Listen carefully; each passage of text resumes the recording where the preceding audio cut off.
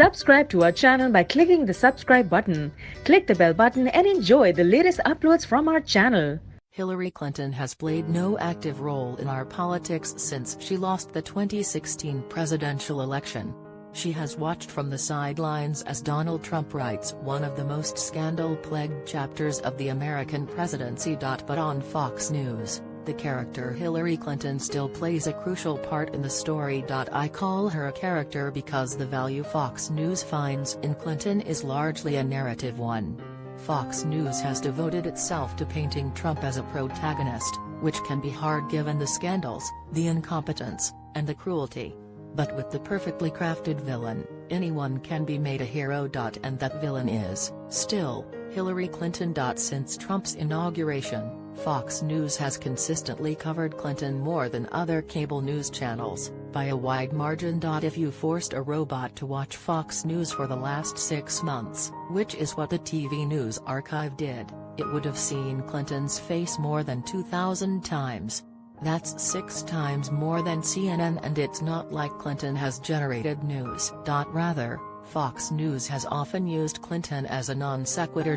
When Homeland Security Secretary Kirstjen Nielsen was confronted by protesters during dinner because of her role in the separation of immigrant families, Fox News host Sean Hannity's reaction was, "Hillary? Nancy Pelosi? Elizabeth Warren? Where are you?" When Fox News ran out of Clinton news to cover in January, it sent Jeanine Pirro to a dry cleaner near Clinton's home in Chappaqua, New York, where she asked strangers about Clinton's pantsuits. The day Supreme Court Justice Anthony Kennedy retired, Hannity explored an alternate universe Hillary Rodham Clinton now would be making a second appointment in the terms of the judicial courts of American history. Hannity believed Trump would pick a replacement who would uphold the Constitution, which is sadly the exact opposite of what Democrats and people like Hillary would want. This Hillary character, in which Fox News has found so much value, isn't a post-2016 invention, nor is it purely a Fox News creation. Rather, it's the product of 30 years of character development by the media and her opponents, which has resulted in a blunt storytelling tool for the pro-Trump news network. The 3 decades of building up the Hillary character. Sean Parry-Giles, a University of Maryland communication professor, has been recording Clinton news segments since 1996. She now has cabinets full of VHS tapes capturing nearly 1,200 broadcast stories, which she wrote about in her 2014 book.